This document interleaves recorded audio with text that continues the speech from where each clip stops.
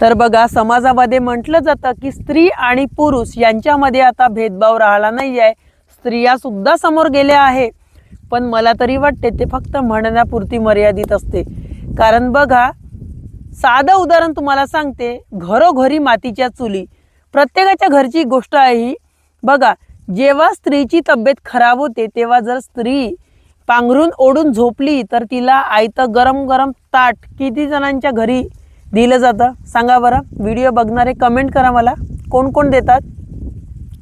जास्त जण देऊ शकत नाही, 100% पैकी जास्तीत जास्त 5%, 5% जास्तीत जास्त एवन 10%. 90% घरी आजही स्त्रिया जर बिमार पडल्या तर तिला कोणीच आयतं ताट दिलं जात नाही. उलट तिला म्हटलं जातं की झोपून झोपून पुन्हा बिमार पडशील, स्वयंपाक तरी कर आणि मग झोप, आम्ही का आता उपाशी राहू का, या शब्दात बोललं जातं या काळामध्ये स्त्रियांना. म्हणून म्हणतो की स्त्री आहे तर सर्वस्व आहे. बघा, तुम्हाला सुद्धा माहिती आहे की जे स्त्री करू शकते ते कोणीच करू शकत नाही. स्त्रीमुळे घराला घर पण असतं. म्हणून तुम्हाला स्त्रीला सुद्धा जपा.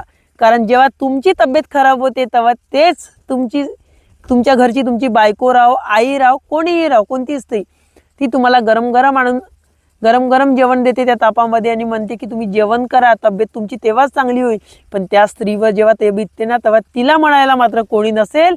आणि तेवढं करून सुद्धा दुसऱ्या दिवशी एक गोडी घेऊन ती खमकी उभी होते आणि आपल्या कामाला सुरुवात करते. काहून तर तिला माहित आहे तिचं करणारं हे कोणीच नाही आहे.